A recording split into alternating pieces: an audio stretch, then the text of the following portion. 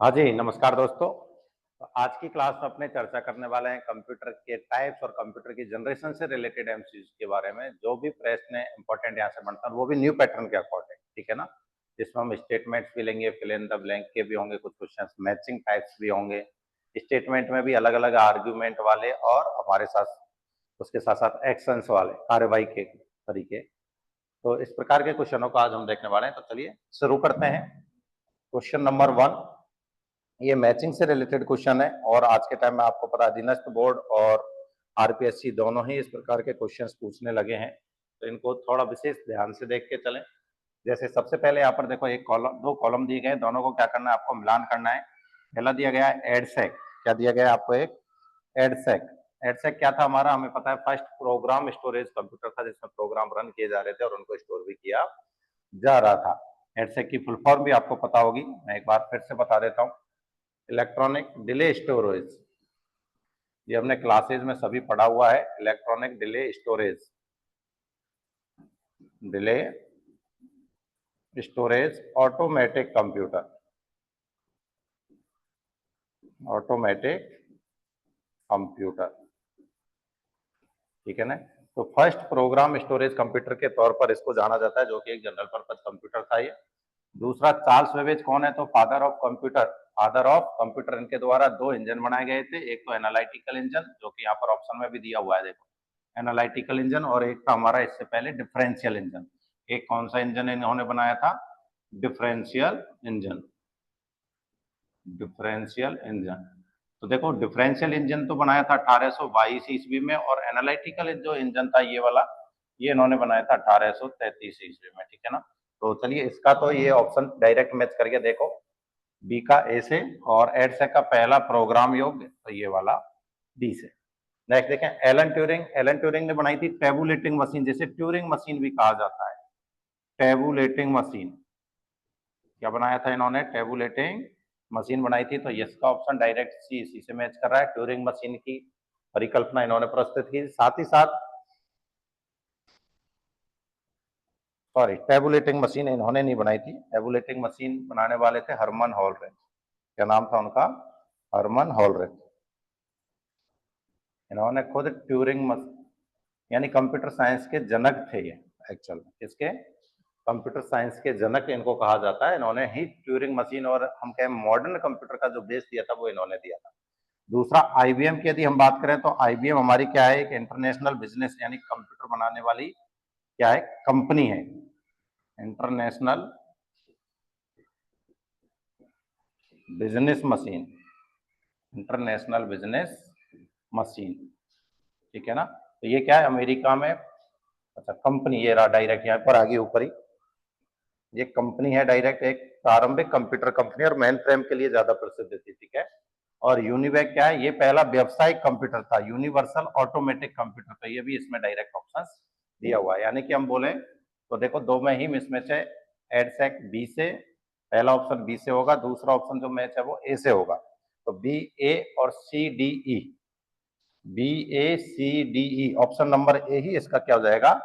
Right answer हो जाएगा, ठीक है ना।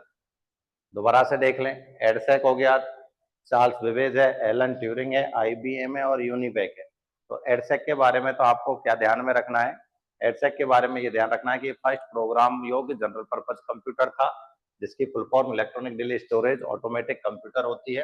दूसरा, चार्ल्स बेबेज जिनको फादर ऑफ कंप्यूटर कहा जाता है, इन्होंने दो इंजन यानी दो कंप्यूटर बनाए थे, ठीक है। फर्स्ट बनाया था डिफरेंशियल इंजन, उसके बाद बनाया था इन्होंने एनालिटिकल इंजन, और एनालिटिकल इंजन को ही मॉडर्न कंप्यूटर का आधार कहा जाता है, जिसके लिए फर्स्ट कंप्यूटर प्रोग्राम लिखा गया था एडा अगस्ता के द्वारा। किसके द्वारा? एडा अगस्ता, जिन्हें फर्स्ट कंप्यूटर प्रोग्रामर भी कहा जाता है। दूसरा, एलन ट्यूरिंग, जिनको कंप्यूटर साइंस का फादर कहा जाता है, फादर ऑफ कंप्यूटर साइंस, इन्होंने ट्यूरिंग मशीन के नाम से कैलकुलेटिंग डिवाइस बनाई थी।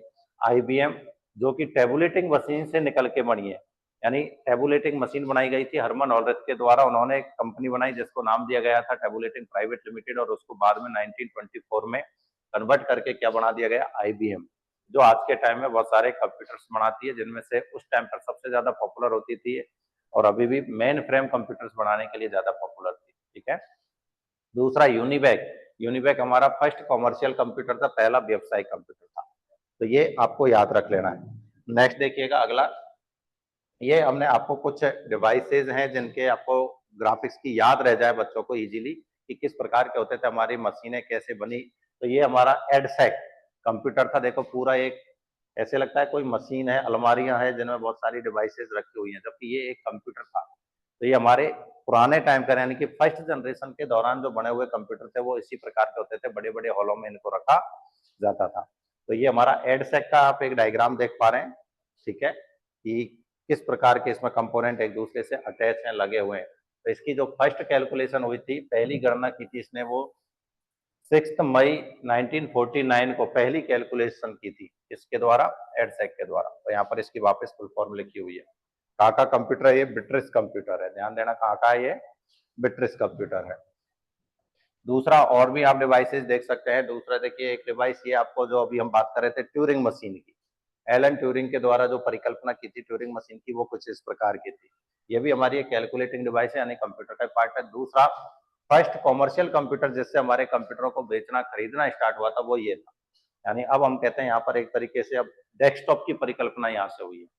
तो अब इसको हम एक स्थान से दूसरे स्थान पर, अभी भी हालांकि साइज बहुत बड़ी होती थी, बहुत सारे टर्मिनल्स होते थे, इजी ऐसे यूएसबी PS2 टाइप के पोर्ट इजीली इसमें अवेलेबल नहीं होते थे, तो इन टर्मिनलों की सहायता से ही काम होता था। तो ये एक टेबल जैसा कुछ दिखाई दे रहा है आपको, ये कौन सा कंप्यूटर है? फर्स्ट कॉमर्शियल कंप्यूटर यूनिबैक है। इससे क्या होगा, आपके दिमाग में एक इमेज बढ़ जाएगी, जिससे इजीली डिवाइसेज आपको याद हो जाएंगी कि हाँ पुरानी डिवाइस ऐसे होती थी, और इनके कुछ नाम याद भी हो सकते हैं। तो हर डिवाइस का आप प्रोसेस करें खुद से भी, जब भी मौका मिले ऐसी डिवाइसों के आप एक फोटोग्राफ या जो भी विजुअल्स आपको दिखाई दे उनको जरूर देखें, हेल्प मिलेगी आपको इनके नाम याद रखने में, इनकी फुल फॉर्म याद रखने में। चलिए नेक्स्ट क्वेश्चन देखते हैं, अगला क्वेश्चन क्या है इसके बाद। नेक्स्ट क्वेश्चन है, कंप्यूटर की प्रथम से पंचम पीढ़ी के संदर्भ में कौन सी श्रृंखला सही है? यानी आपको एक पैटर्न दिया गया है असेंडिंग या डिसेंडिंग ऑर्डर के अकॉर्डिंग, जिसमें हाँ ये असेंडिंग ऑर्डर में फर्स्ट से पांचवी पीढ़ी, यानी पहली पीढ़ी से किसकी ओर बढ़ना है आपको? पांचवी पीढ़ी की ओर बढ़ना है और सीरीज को देखना है। तो यहाँ कुछ डिवाइसों के भी नाम दिए हैं, कुछ कंप्यूटरों के भी नाम दिए हैं, कुछ लैंग्वेजेस के भी नाम दिए हैं, कुछ टेक्नोलॉजी के भी नाम दिए, सभी मिक्स हैं यहाँ पर। तो आपको आइडेंटिफाई करना है क्या पहली पीढ़ी में ट्रांजिस्टर थे? जी नहीं, तो हम इसको ऑप्शन को डायरेक्ट डिस्कनेक्ट कर सकते हैं। बिल्कुल पहली पीढ़ी में वैक्यूम ट्यूब थी, तो हम इसको कंसीडर कर सकते हैं। लेकिन क्या दूसरी पीढ़ी में जावा आ चुकी थी? जी नहीं, तो यहाँ से हम इसको भी डिस्कनेक्ट कर सकते हैं कि हाँ भाई ये भी हमारा ऑप्शन नहीं हो सकता। दूसरा देखें, एनिएक क्या पहली पीढ़ी का कंप्यूटर था? जी हाँ, एनिएक ही हमारा फर्स्ट इलेक्ट्रॉनिक कंप्यूटर था। कैसा था ये? फर्स्ट इलेक्ट्रॉनिक कंप्यूटर था, फर्स्ट इलेक्ट्रॉनिक कंप्यूटर यही था। तो पहली पीढ़ी हुई। ट्रांजिस्टर दूसरी पीढ़ी में यूज किए जाते थे। CDC 6600 क्रे, ये हमारा सुपर कंप्यूटर था, फर्स्ट सुपर कंप्यूटर था। ये कौन सा था? फर्स्ट सुपर कंप्यूटर, ठीक है ना। दूसरा VLSI, ये फोर्थ जनरेशन में ही था, very large scale integration, very large scale integration, ठीक है। और परम, ये हमारा इंडिया का first super computer of India,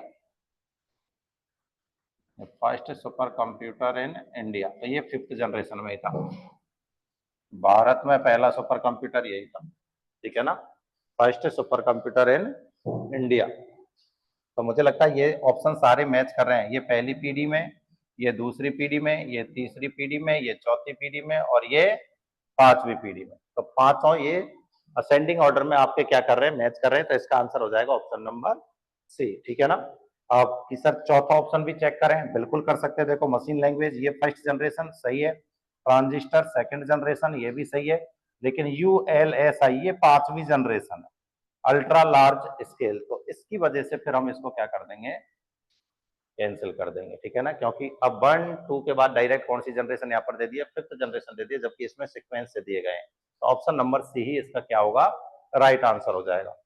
next देखिएगा अगला क्वेश्चन, मिप्स मिप्स और फ्लॉप्स। तो मैंने आपको बताया था कि सामान्य कंप्यूटर की जो स्पीड होती है उसको तो हम गीगाहर्ट्ज मेगाहर्ट्ज में ही मेजर करते हैं, लेकिन यदि हम बात करें सुपर कंप्यूटर की, किसकी? सुपर कंप्यूटर की, तो उसको मेजर किस में किया जाता है? सुपर कंप्यूटर को उसको मेजर किया जाता है मिप्स में या फ्लॉप्स में। मिप्स में या फ्लॉप्स में। अब आपको यहाँ से इनकी फुल फॉर्म में दी गई है और उनमें आपको ब्लैंक है कुछ स्पेस उनको फिल करना है। देखो यहाँ पर तो मिप्स की फुल फॉर्म है उसको पूरा करना है, यहाँ पर ये फ्लॉप्स की फुल फॉर्म है उसको पूरा करना है, ठीक है ना। अब ये जो खाली स्थान है इनमें क्या आएगा, तो सबसे पहले आपको याद होनी चाहिए कि मिप्स की फुल फॉर्म होती क्या है और फ्लॉप्स की फुल फॉर्म होती क्या है। तो मिप्स की देखें क्या होती है फुल फॉर्म, M4 होता है मिलियन, M4 क्या होता है मिलियन, I4 होता है इंस्ट्रक्शंस, I4 इंस्ट्रक्शंस, ठीक है ना। और फिर आता है आपका क्या P का मतलब हो गया पर, ठीक है ना। और फिर आता है S का मतलब हो गया आपका सेकंड। तो इसकी फुल फॉर्म क्या बन गई मिप्स की, मिलियन इंस्ट्रक्शंस पर सेकंड, मिलियन इंस्ट्रक्शंस पर सेकंड। तो मैं कहूंगा यहाँ पर तो क्या आएगा इंस्ट्रक्शंस, इस ब्लैंक स्पेस में क्या आएगा इंस्ट्रक्शंस, ठीक है ना। और इसमें क्या जाएगा सेकंड, इसमें क्या जाएगा सेकंड। अब देखते हैं दूसरा फुल फॉर्म किसकी, आपकी फ्लॉप्स की, किसकी फ्लॉप्स की। तो फ्लॉप्स में देखो FL का मतलब होता है फ्लोटिंग पॉइंट, क्या है फ्लोटिंग, फ्लोटिंग पॉइंट। O4 होता है ऑपरेशन, फ्लोटिंग पॉइंट ऑपरेशन पर सेकेंड, फ्लोटिंग पॉइंट ऑपरेशन पर सेकेंड। तो अब देखो फ्लोटिंग आ गया, यहां पर आ जाएगा आपका पॉइंट, यहां पर क्या जाएगा पॉइंट, फ्लोटिंग पॉइंट ऑपरेशन प्रति सेकेंड, क्या जाएगा सेकेंड। तो अब ऑप्शन मैच कर लें, इंस्ट्रक्शन सेकेंड और point second, instruction second point second, option number B में आपको मिल रहा है। देखिए इंस्ट्रक्शन सेकेंड पॉइंट सेकेंड, तो ये फिल इन द ब्लैंक, यानी देखो फुल फॉर्म में से भी क्वेश्चंस बनाए जाते हैं, तो एकदम सिंपल है, फुल फॉर्म को कंप्लीट करना ऑटोमेटिक आपको आंसर मिल जाएगा। नेक्स्ट देखिए अगला क्वेश्चन फिर से मैचिंग से रिलेटेड है, वापस फर्स्ट पीडी के कंप्यूटर के संदर्भ में, यानी दो कॉलम दिए गए हैं उनको क्या करना है आपको मैच करना है। तो मैच करके देखिए ट्रांजिस्टर कौन सी पीडी में थे, VLSI कौन सी में थे, मशीन लैंग्वेज कौन सी में, और फर्म। तो ये तो अभी जस्ट हमने क्वेश्चन किया उसी से रिलेटेड है, यानी उसमें बस सीक्वेंस था, इसमें मैच करवा दिया। तो ट्रांजिस्टर तो हो जाएगा दूसरी पीढ़ी से रिलेटेड, VLSI ये हो जाएगा चौथी पीढ़ी से रिलेटेड, ठीक है। मशीन लैंग्वेज हो जाएगा पहली पीढ़ी से रिलेटेड, और फर्म हो गया हमारा पांचवी पीढ़ी से रिलेटेड। तो आंसर क्या हो गया इसका, देखिए 3, उसके बाद इसमें 1, इसमें 4 और इसमें 2, 3 1 4 2, 3 1 4 2, 3 1 4 2, ऑप्शन नंबर सी इसका क्या हो जाएगा राइट आंसर हो जाएगा, ठीक है ना। अब काफी बच्चों के दिमाग में आता रहता है सर ये ट्रांजिस्टर कैसा होता है, हालांकि हम साइंस में पढ़ते हैं वैक्यूम ट्यूब्स, ट्रांजिस्टर, आईसी, ये सब साइंस में आप ऑलरेडी पढ़ चुके होते हैं, डायोड्स वगैरह पढ़ते हैं, पीएन संधि, तो वहां पर आप ऑलरेडी एनपीएन पीएनपी कई प्रकार के हमारे क्या होते हैं यहाँ पर डायोड्स होते हैं, तो और उनको भी पढ़ा होगा। डायोड्स के साथ साथ में फिर आप डायोड से मिलकर के बढ़ते हैं हमारे ट्रांजिस्टर, उनको भी आपने उस दौरान पढ़ा होगा। तो देखिए एक बार यहाँ पर नजर डाल लीजिएगा, मैंने इनके भी कुछ डायग्राम आपको डाले जिससे पीढ़ी दर पीढ़ी आपको कंफ्यूजन नहीं हो। सबसे पहले फर्स्ट पीढ़ी की बात कर लें तो उसमें ये वैक्यूम ट्यूब, तो ये सारी हमारी क्या है यहाँ पर वैक्यूम ट्यूब है, निर्वात नलिका, वैक्यूम ट्यूब निर्वात नलिकाएं, ठीक है, निर्वात नलिका क्या है निर्वात नलिका।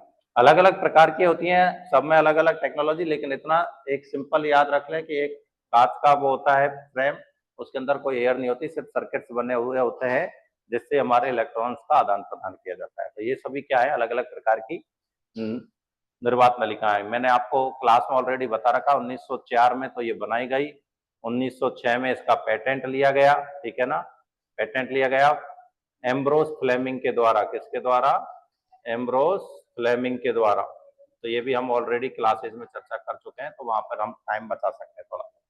दूसरा यदि हम बात करें तो ये अलग अलग प्रकार के क्या है ट्रांजिस्टर्स है। सेकंड पीढ़ी में वैक्यूम ट्यूब्स को हटा के किसको लगा दिया गया ट्रांजिस्टर्स को लगा दिया गया। ये क्या है ट्रांजिस्टर है, ये भी देखिए अलग अलग प्रकार के होते हैं। जनरली हमारे यहाँ पर हम दो प्रकार के तो पढ़ते पढ़ते बेसिक में, बाकी और भी कई प्रकार के ट्रांजिस्टर होते हैं, ठीक है ना, एनपीएन और पीएनपी ऐसे अलग अलग प्रकार के पढ़ते हैं। दूसरा यदि हम देखें तो यहाँ पर ये भी अलग अलग प्रकार की आईसी है, क्या है, आईसी, जिनको हम अपनी भाषा में चिप भी बोलते हैं, इंटीग्रेटेड सर्किट, इंटीग्रेटेड सर्किट,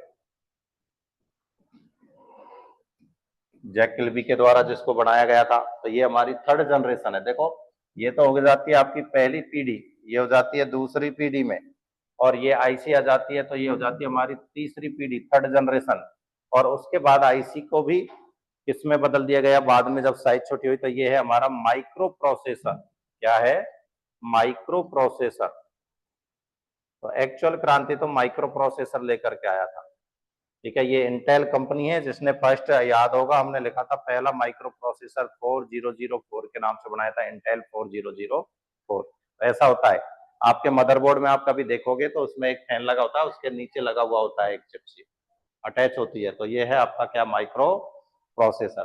तो चारों पीढ़ियों के कंपोनेंट यहाँ पर आपको दिखाए गए, वैक्यूम ट्यूब, ट्रांजिस्टर, आईसी और माइक्रो प्रोसेसर।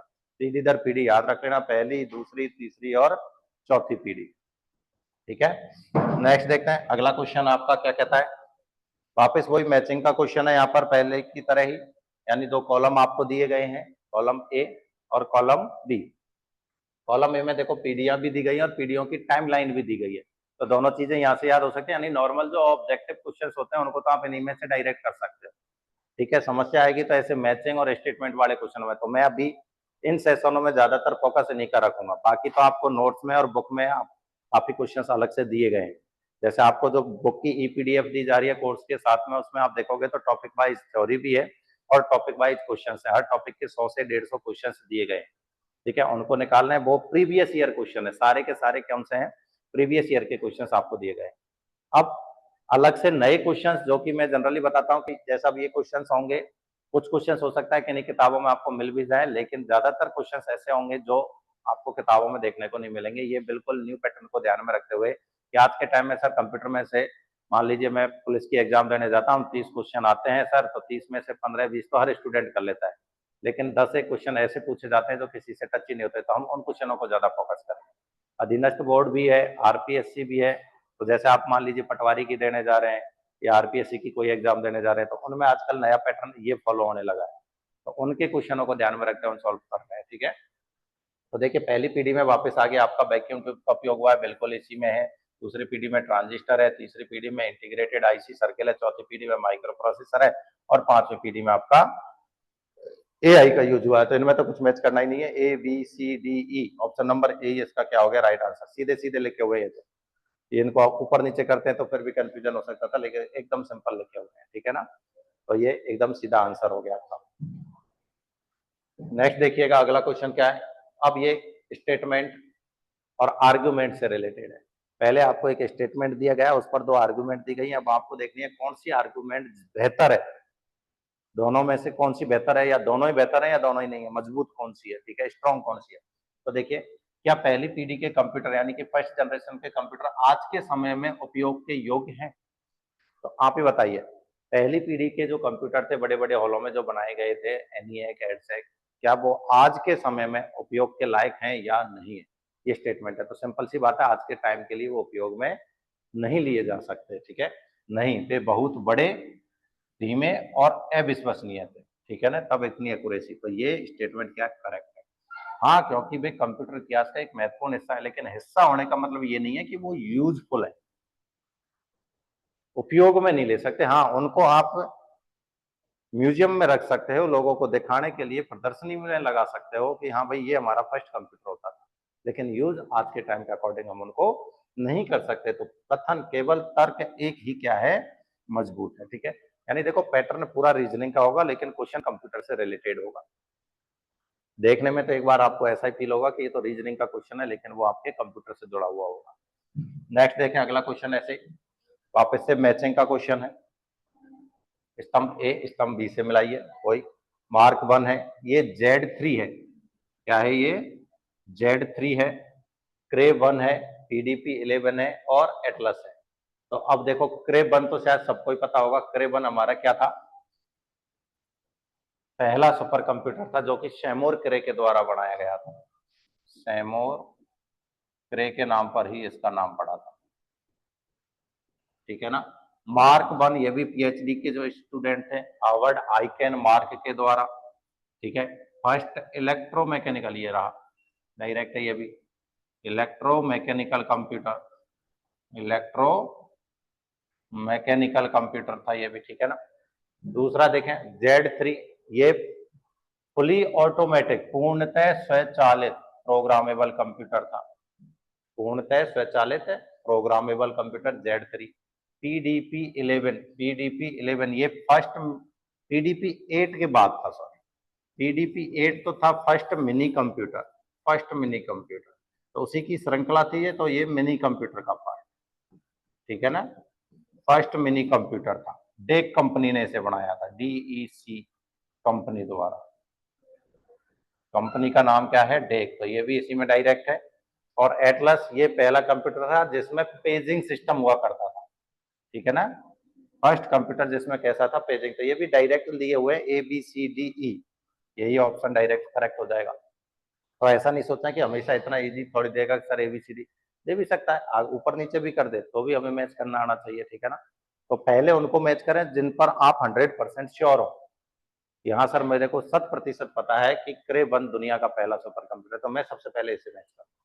उसके बाद और ये सर मैंने ये भी पढ़ा है कि फर्स्ट इलेक्ट्रोमैकेनिकल कंप्यूटर कौन सा था, तो पीएचडी की थीसिस के दौरान रिपोर्ट जमा कराई थी, ये क्लास में आपको बताया, हार्वर्ड आइकेन मार्क के द्वारा, तो उसने खुद के नाम पर कंप्यूटर का नाम रख दिया मार्क 1, ये रहा देखो।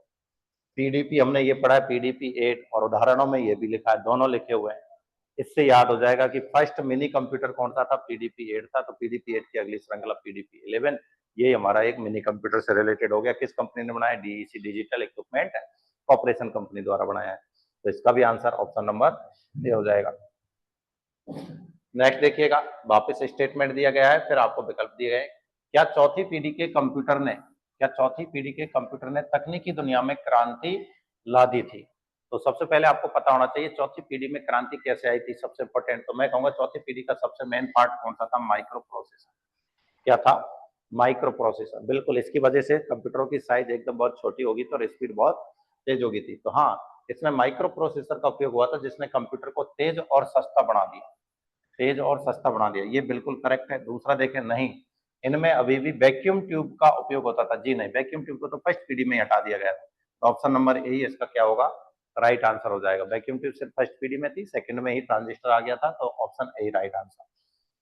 नेक्स्ट देखें, कथन, क्या पांचवी पीढ़ी के कंप्यूटरों को सभी क्षेत्रों में अपनाया जाना चाहिए, कंप्यूटरों को सभी क्षेत्रों में अपनाया जाना चाहिए, क्या पॉसिबल है ये, क्योंकि पांचवी पीढ़ी में हमारे पास एक से एक बेहतर सुपर कंप्यूटर है, तो क्या उनको हम जनरल पर्पज में यूज कर सकते हैं, जी नहीं, ठीक है ना, तो हम कहेंगे हाँ, क्योंकि इनमें कृत्रिम बुद्धिमत्ता जैसी उन्नत तकनीकें हैं, तो ये तो स्टेटमेंट सही है इसके अकॉर्डिंग, क्योंकि आज के अकॉर्डिंग क्या है, AI, तो ये तर्क तो बिल्कुल सही है, हाँ ठीक है, AI के अकॉर्डिंग हम कह सकते हैं कि ये कर सकते हैं, नहीं, क्योंकि ये पारंपरिक कंप्यूटरों की तुलना में अधिक जटिल है, ये भी स्टेटमेंट सही है, क्योंकि जो जनरल पर्पज कंप्यूटर है वो इजी है, यूजेबल है, कोई भी इनका यूज कर सकता है जनरल पर्पज कंप्यूटर का,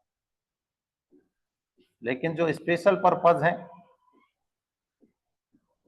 स्पेशल पर्पज है, ठीक है ना, इनका हूं, जैसे कि एग्जांपल के तौर पर अब सुपर कंप्यूटर, इनका यूज हर कोई आप और हम नहीं कर सकते, ठीक है ना, सुपर कंप्यूटर्स हो गए, मेन फ्रेम हो गए, तो सभी क्षेत्र में हम नहीं कर सकते इनका यूज, ये स्पेशल पर्पज के लिए बनाए गए हैं, तो मैं कहूंगा ये भी सही है और ये भी सही है, दोनों ही तर्क क्या है, मजबूत है। पहला कहता है AI के अकॉर्डिंग हम कर सकते हैं, लेकिन दूसरा कह रहा है नहीं कर सकते, क्योंकि जनरल पर्पज की तुलना में ये ज्यादा कठिन होते हैं, और बिल्कुल सही बात है।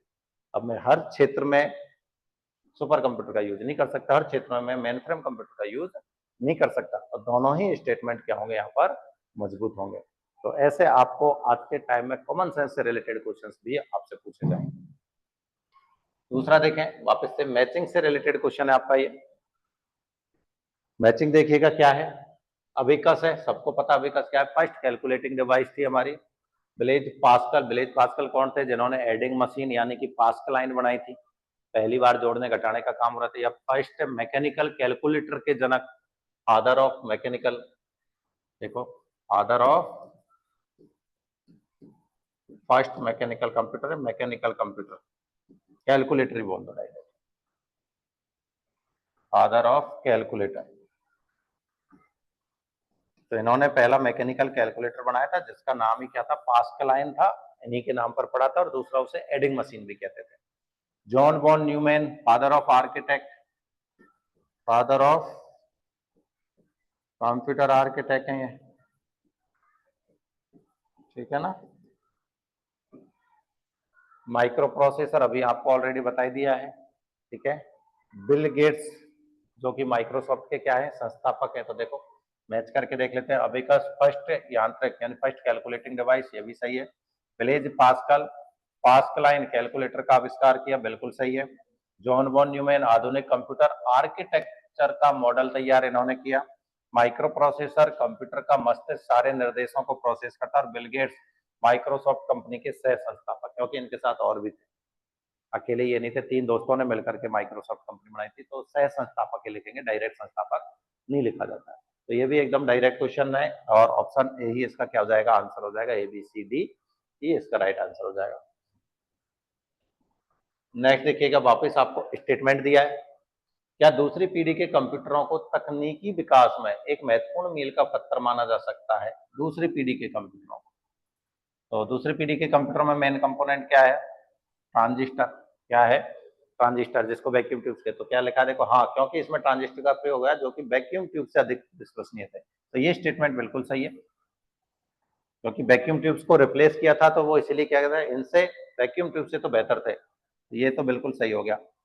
अब दूसरा देखते हैं, नहीं, क्योंकि इनमें अब भी अधिक गर्मी उत्पन्न, बिल्कुल। ट्रांजिस्टर भी क्या थे, उतने यूजफुल नहीं थे कि मील का पत्थर साबित हो जाए, वो भी हीट तो जनरेट करते ही थे।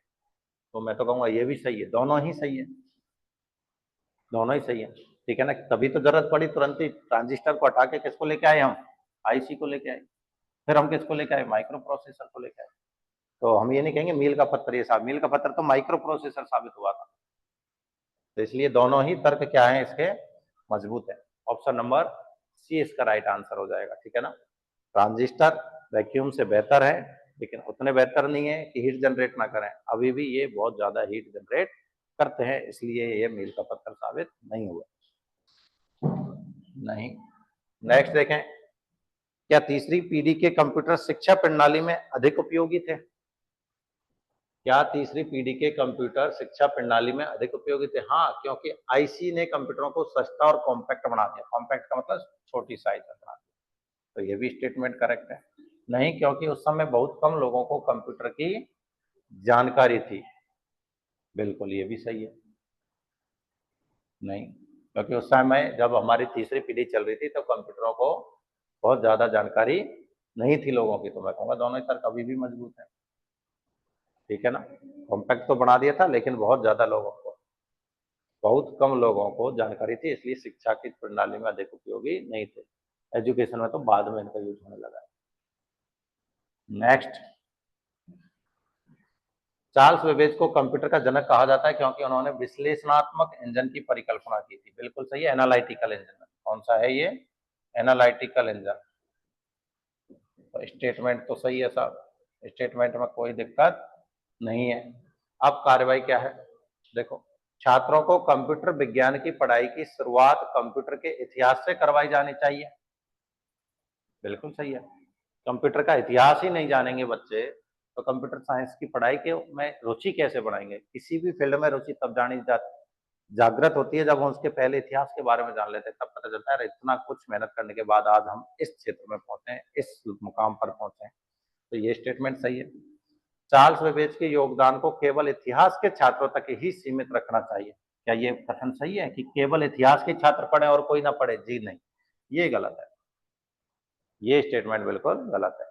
चार्ल्स बेबेज का जो योगदान है उसको हर छात्र तक पहुंचाना चाहिए। ऐसा बिल्कुल नहीं कि सिर्फ हिस्ट्री स्ट्रीम वाले ही बच्चे, यानी इतिहास जो स्ट्रीम रखने वाले बच्चे हैं उन्हीं तक इसकी जानकारी पहुंचाएं, ऐसा बिल्कुल भी नहीं होना चाहिए। विकल्प की यदि हम बात करें तो ऑप्शन नंबर ए इसका क्या होगा, राइट आंसर होगा।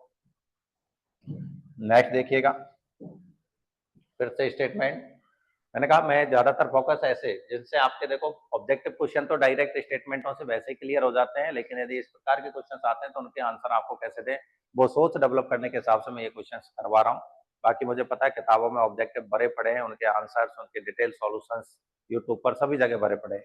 लेकिन इस प्रकार के आपको कंप्यूटर के क्वेश्चंस अभी देखने को नहीं मिलेंगे, इसकी शुरुआत मैं कर रहा हूं, जिससे कि हम आरपीएससी और अधीनस्थ बोर्ड के उन क्वेश्चनों को सॉल्व करें जिनको बच्चे छोड़ के आते हैं या जिनमें से तुक्के लगा के आ जाते हैं, तो उनको अटेम्प्ट करने का मेरा जो उद्देश्य है वो ये है। एनईएक को पहला इलेक्ट्रॉनिक जनरल पर्पज कंप्यूटर माना जाता है, जो कि बहुत विशाल और ऊर्जा खपत वाला था। तो तर्क कथन एकदम करेक्ट हो गया। एनईएक हमारा पहला इलेक्ट्रॉनिक कंप्यूटर था, जनरल पर्पज कंप्यूटर था, जो कि बहुत बड़ा, यानी कि एक हॉल की साइज के बराबर, और बहुत ज्यादा एनर्जी खपत, क्योंकि इसमें वैक्यूम ट्यूब लगी हुई थी। लगभग 18,000 वैक्यूम ट्यूब इसमें लगी हुई थी। तो उसके अकॉर्डिंग ये स्टेटमेंट बिल्कुल सही है। फुल फॉर्म में ऑलरेडी बता चुका हूं। अब देखिए कार्रवाई।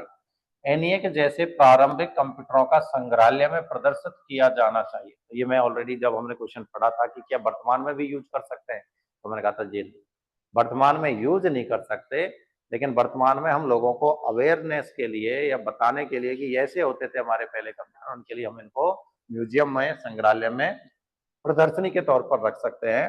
तो ये स्टेटमेंट एकदम करेक्ट है।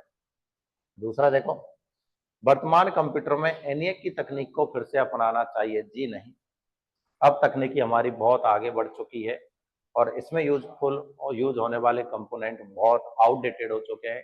तो आज के कंप्यूटर में उनका उपयोग पॉसिबल नहीं है, संभव नहीं है। तो सिर्फ ए स्टेटमेंट है वो ही क्या है, करेक्ट है, दूसरा नहीं। नेक्स्ट देखें, एलन ट्यूरिंग ने कंप्यूटर के सिद्धांतों की नींव रखी और ट्यूरिंग मशीन का प्रस्ताव दिया। तो ट्यूरिंग मशीन की मैंने ऑलरेडी आपको फोटो दिखाई थी स्टार्टिंग में, ठीक है ना। तो ट्यूरिंग मशीन का बनाने की जो परिकल्पना थी वो इन्होंने की थी, एलन ट्यूरिंग ने, और इसीलिए इनको कंप्यूटर साइंस का फादर ऑफ कंप्यूटर साइंस कहा जाता है। ये याद रख लेना हमेशा, फादर ऑफ कंप्यूटर साइंस, क्योंकि बच्चे बस चार्ल्स बेबेज ही जानते हैं और नहीं जानते हैं। तो चार्ल्स बेबेज के अलावा भी बहुत सारे फादर हैं कंप्यूटर के अंदर, ठीक है ना। जॉन वॉन न्यूमैन भी आ गया, देख लो, सैमूर क्रे भी आ गया सुपर कंप्यूटर में, विजय भाटकर इंडिया में आ गया सुपर कंप्यूटर के मामले में, मार्टिन कूपर मोबाइल में आ गया। तो बहुत सारे फादर फादर फादर है, अलग अलग कैटेगरी के, सबको याद रख लेना, बस रट के मत चले जाना सिंपल कि हाँ भाई जहां आंसर मिले चार्ल्स बेबेज लगा दो, जी नहीं। दूसरा, आप इसकी कार्रवाई देखते हैं क्या है दिए क्वेश्चनों में। कंप्यूटर विज्ञान के छात्रों को ट्यूरिंग की संकल्पनाओं का अध्ययन करवाना चाहिए। जी बिल्कुल, जो भी कंप्यूटर की फील्ड में शिक्षा ग्रहण कर रहे हैं या जागृत होना चाहते हैं, जानकारी लेना चाहते हैं, उन सबके बारे में इसको अध्ययन कराना चाहिए। दूसरा, ट्यूरिंग मशीन जैसी पुरानी अवधारणाओं को अब पढ़ना बंद कर देना चाहिए। जी नहीं, ये गलत है, बंद नहीं कर सकते, क्योंकि वो बेस है हमारा, उसी ने टेक्नोलॉजी को आगे बढ़ाया है। आज हम जो मॉडर्न कंप्यूटर मोबाइल हाथ में लेके घूम रहे हैं, कहीं ना कहीं उनका जो बेस है वो इन मशीनों से। तो इनके बारे में कभी भी हम क्या इतिहास पढ़ना छोड़ देते हैं कि चलो ठीक है, मुगल आए, कोई भी अंग्रेज आए, जो भी हिस्ट्री थी, तो क्या हिस्ट्री सब्जेक्ट कभी बंद नहीं की जाती है, ठीक है। इतिहास हमेशा बताता है कि हमारा जो हिस्ट्री है, वो बैकग्राउंड है, वो कैसा है, किस दौर से गुजरा है और किस दौर को हम चैलेंज करते हुए आगे बढ़ रहे हैं। तो इसलिए कभी हिस्ट्री को पढ़ना बंद नहीं करते हैं। तो ये ऑप्शन गलत हो जाएगा। केवल कार्रवाई एक ही क्या होगी, उचित होगी कि सबको इसके बारे में अध्ययन कराना चाहिए। दूसरा देखें, नेक्स्ट क्वेश्चन, यूनिवैक एक पहला व्यवसायिक कंप्यूटर था जिसे अमेरिका में इस्तेमाल किया गया था। बिल्कुल, यूनिवैक फर्स्ट कॉमर्शियल कंप्यूटर था। यूनिवैक फर्स्ट कॉमर्शियल कंप्यूटर था। एनिएक वाले दोनों ने, प्रॉस्पर एस्कर्ट, क्या नाम थे बनाने वाले, जे प्रॉस्पर एस्कर्ट और जॉन मॉकली ने मिलकर के बनाया था इसको। जॉन मॉकली, दोनों ने इसको मिलकर के बनाया है। तो इसके बारे में देखें, कंप्यूटर इतिहास के विषय में यूनिवैक जैसे कंप्यूटर की भूमिका को पाठ्यक्रम में शामिल किया जाना चाहिए। जी हाँ, बिल्कुल, अवेयरनेस होगी, लोगों को ज्यादा जानकारी मिलेगी कंप्यूटर के बारे में। केवल आधुनिक कंप्यूटर पर ध्यान देना चाहिए, क्योंकि पुरानी तकनीकें अब अप्रासंगिक है, ऐसा बिल्कुल नहीं। फिर वही बात आ जाती है, पुरानी चीजों को कभी ऐसा नहीं कि भूल ही जाओ, उनको पढ़ना ही छोड़ दो, पढ़ना तो पड़ेगा। तो ऑप्शन नंबर ए ही आपका क्या हो जाएगा, राइट आंसर हो जाएगा, ठीक है ना। दूसरा देखिए, सुपर कंप्यूटर, सुपर कंप्यूटर सबसे तेज और शक्तिशाली कंप्यूटर होते हैं जिनका उपयोग वैज्ञानिक गणनाओं और मौसम विभाग, पूर्व अनुमान जैसे कार्यों में होता है। बिल्कुल सही बात है, सुपर कंप्यूटर तेज भी हैं, पावरफुल भी हैं, ठीक है, और इनका यूज स्पेशली वैज्ञानिक कैलकुलेशंस, मौसम विभाग के पूर्वानुमान जैसे कार्यों में किया जाता है, रिसर्च जैसे कार्यों में किया जाता है। इसलिए तो हमने इनको स्पेशल पर्पज कंप्यूटर बोला। क्या बोला था इनको? Special purpose computer, special purpose computer इनको हमने बोल दिया था। अब इसकी कार्रवाई से रिलेटेड स्टेटमेंट देखते हैं। विश्वविद्यालय और शोध संस्थाओं को सुपर कंप्यूटर की सुविधा दी जानी चाहिए। जी हाँ, देखो विश्वविद्यालयों में भी अलग अलग प्रकार की बहुत सारे रिसर्च किए जाते हैं, बहुत प्रकार की रिपोर्ट्स तैयार की जाती हैं, तो यहाँ पर भी होना चाहिए। और रिसर्च जो इंस्टीट्यूट हैं, ऑर्गेनाइजेशन हैं, इसरो, डीआरडीओ, इनमें तो सुपर कंप्यूटर की सुविधा देना ही चाहिए। तो ये तो स्टेटमेंट सही है, लेकिन सभी स्कूलों को सुपर कंप्यूटर से जोड़ देना चाहिए ताकि बच्चे अच्छे से गेम खेल सकें। तो ये मानता है, यदि आप जोड़ रहे हैं तो अच्छी बात है, लेकिन सिर्फ गेम खेलने के उद्देश्य से जोड़ रहे हैं तो ये गलत बात है कि सिर्फ बच्चे गेम खेलें इसीलिए हम सुपर कंप्यूटर जैसे भारी भरकम और खर्चीले प्रोडक्ट स्कूलों में लगाएं। तो ये आपका स्टेटमेंट क्या हो जाएगा? गलत हो जाएगा। तो ऑप्शन नंबर ए इसका क्या होगा? राइट आंसर होगा। नेक्स्ट क्वेश्चन देखें। माइक्रो कंप्यूटर जैसे कि हमारे डेस्कटॉप, लैपटॉप आम उपयोगकर्ताओं के लिए बनाए गए और आज सबसे अधिक इस्तेमाल होता है। जी हाँ, बिल्कुल सही है, कथन एकदम सही है। अब कार्रवाई देखिए क्या है। स्कूली शिक्षा में माइक्रो कंप्यूटर का व्यापक उपयोग किया जाना चाहिए। बिल्कुल सही है, स्कूली शिक्षा में और माइक्रो कंप्यूटर का है तो कोई दिक्कत ही नहीं है। सुपर कंप्यूटर का होता है तो फिर भी हम थोड़ा विचार करने पर मजबूर होते हैं क्योंकि बहुत महंगे और खर्चीले भी होते हैं, ठीक है। लेकिन माइक्रो कंप्यूटर है, ये तो आज के टाइम की जरूरत है, हर व्यक्ति विशेष तक कंप्यूटर की साक्षरता पहुंचनी चाहिए, तो ये जरूरी है। सभी माइक्रो कंप्यूटरों को सिर्फ ऑफिस में उपयोग करने की अनुमति होनी चाहिए। जी नहीं, ये गलत है। सिर्फ ऑफिस के पर्पज से माइक्रो कंप्यूटर यूज किए जा रहे हैं तो ये गलत है। आज के टाइम में स्कूल एजुकेशन का, प्राइमरी एजुकेशन का पार्ट है हमारा कंप्यूटर, तो वो ज्यादा बेटर है। तो ऑप्शन नंबर ए इसका क्या होगा? राइट आंसर होगा। ध्यान देना, ये क्वेश्चंस आपको किसी भी बुक में नहीं मिलने वाले हैं, तो इनको बहुत ही विशेषकर नोट कर लेना। बाकी मैं इनकी पीडीएफ अपना जो टेलीग्राम ग्रुप है एक्सा आईटी एकेडमी के नाम से, इस नाम से है अपना एक्सा आईटी एकेडमी के नाम से, इस पर मैं पीडीएफ भी शेयर कर देता हूँ। वहां से ये रहा, देखो एक्सा आईटी एकेडमी। और कोई भी समस्या है तो कॉन्टेक्ट नंबर भी दिए हुए हैं, इनसे भी आप संपर्क कर सकते हैं, ठीक है। और रिकॉर्डेड कोर्स के साथ ध्यान रहे, सारी जो लाइव बैच वाली क्लासेज है वो फ्री अवेलेबल है। लाइव बैच में सिर्फ लाइव बैच वाली ही क्लासेज मिल पाएगी, ये मैं आपको बता दूं। एक तो दो तरीके के अपने बैच चल रहे हैं, एक तो ऑलरेडी रिकॉर्डेड बैच मैंने कंप्लीट रिकॉर्ड है जो पहले से डला हुआ है, उसी के साथ ये लाइव वाली जो क्लासेज है वो भी अवेलेबल है। और यदि आप लाइव वाला बैच ही खरीदते तो उसमें सिर्फ लाइव क्लासेज और लाइव की जो रिकॉर्डेड है वही, यानी ये जो क्लासेज चल रही है ये कंप्लीट उसमें मिल जाएंगी, लेकिन पुरानी जो रिकॉर्डेड है वो लाइव बैच में अवेलेबल नहीं है। तो ये बात थोड़ी सी आपको ध्यान में रखनी है। चलिए अगला क्वेश्चन है, मेन फ्रेम कंप्यूटर। ये मेन फ्रेम है कंप्यूटर बड़े संस्थानों द्वारा डेटा प्रोसेसिंग और एक साथ कई उपयोगकर्ताओं के लिए किए जाते हैं। बड़े संस्थाओं द्वारा डेटा प्रोसेसिंग, बिल्कुल सही है। मेन फ्रेम को बड़े में सर्वर के रूप में हम कह सकते हैं। मेन फ्रेम कंप्यूटर बड़े ऑर्गेनाइजेशनों में एज ए सर्वर यूज में लिया जाता है। एक साथ मल्टी यूजर, मल्टी उपयोगकर्ता का मतलब मल्टी यूजर के तौर पर कई यूजरों को एक साथ कनेक्ट करना होता है, उसके लिए उपयोग में लिया जाता है। बिल्कुल, जैसे कि बैंक और सरकारी विभागों को मेन फ्रेम कंप्यूटर का प्रयोग करना चाहिए, तो बिल्कुल सही है। मेन फ्रेम कंप्यूटर को आम घरों में प्रयोग करने के लिए सस्ता बनाना चाहिए, ये गलत। भाई बहुत ज्यादा डेटा होता नहीं है, आम घरों में तो बहुत नॉर्मल डेटा होता है, तो उनके पर्पज से यदि हम इनको सस्ता करें तो गलत है। वहां के लिए फिर हम मिनी कंप्यूटर यूज कर लें। यदि आपको सर्वर बढ़ाना है आम घर के लिए तो मिनी कंप्यूटर उससे सस्ता ऑलरेडी है, ठीक है ना। मेन फ्रेम बड़ी संस्थाओं के लिए बनाए गए जाते हैं, तो ऑप्शन नंबर ए ही इसका क्या होगा? राइट आंसर होगा। दूसरा देखें, wearable wearable computer. Wearable computer जैसे कि आपकी स्मार्ट वॉच आज के टाइम की एक फिटनेस बैंड तेजी से लोकप्रिय हो रहे हैं। जी हाँ, ये करंट से जुड़ा हुआ, करंट टेक्नोलॉजी से जुड़ा हुआ क्वेश्चन है। स्वास्थ्य और खेल क्षेत्रों में इनका उपयोग प्रोत्साहित किया जाना चाहिए, क्योंकि आजकल लोगों को जैसे स्मार्ट वॉच में देखते हैं हम, इतने छोटे स्टेप वॉक कर लिया, इतनी हार्ट बीट है, वो सारी चीजें, तो इसलिए हम कहते हैं स्वास्थ्य और खेल के क्षेत्र में क्या है, इनको प्रोत्साहित किया जाना चाहिए और बढ़ावा देना चाहिए। वेरिएबल कंप्यूटरों पर प्रतिबंध लगाया जाना चाहिए क्योंकि ये दिखावे के लिए है। जी नहीं, ऐसा बिल्कुल भी नहीं है, ये सिर्फ दिखावे के लिए है, तो ये गलत है। ऑप्शन नंबर ए इसका क्या होगा? राइट आंसर हो जाएगा। तो ये जो हमारा फर्स्ट चैप्टर था उसके क्वेश्चन कंप्लीट होते हैं। पिछले सेशन में हमने देखे थे कंप्यूटर की जो विशेषताएं थी, कंप्यूटर का इंट्रोडक्शन पार्ट था, उससे रिलेटेड क्वेश्चंस। आज के में हमने देख लिया कंप्यूटर की जो जनरेशंस हैं, कंप्यूटर के जो टाइप्स हैं अलग अलग, उनसे रिलेटेड क्वेश्चंस। क्वेश्चनों में ज्यादातर फोकस मैचिंग और स्टेटमेंट्स पर दिया गया है। ऑब्जेक्टिव क्वेश्चन सॉल्यूशन सहित अलग से जब हम टेस्ट वाले कंप्लीट मिक्स एग्जाम पैटर्न वाले करेंगे तो उनमें सभी प्रकार के क्वेश्चन। अभी फोकस पहले मेरा इन पर है कि ये क्वेश्चन अक्सर बच्चे गलत करते हैं। मैंने देखा है कि जब भी ऐसा क्वेश्चन एक भी यदि आता है तो वो गलत कर देते हैं, और मेरा क्वेश्चन हमेशा, मेरा टारगेट ही वो रहता है कि उस एक क्वेश्चन को भी सही करें। ठीक है ना, क्योंकि ये हमारा स्कोरिंग पार्ट है कंप्यूटर। इसमें 100% क्वेश्चन सही हो सकते हैं, सारे के सारे क्वेश्चन सही हो सकते हैं, आपके जीके में नहीं हो सकते। तो इसलिए ज्यादातर फोकस करें आप कंप्यूटर पर अच्छा स्कोर करने के लिए। एटलीस्ट 90-95% स्कोर कंप्यूटर में होना चाहिए। कोई भूल बस एक या दो क्वेश्चन ही गलत हो तो वो एक अलग बात है, लेकिन मैं तो चाहूंगा कि सारे के सारे क्वेश्चन आपके सही हो, 100% क्वेश्चन सही हो।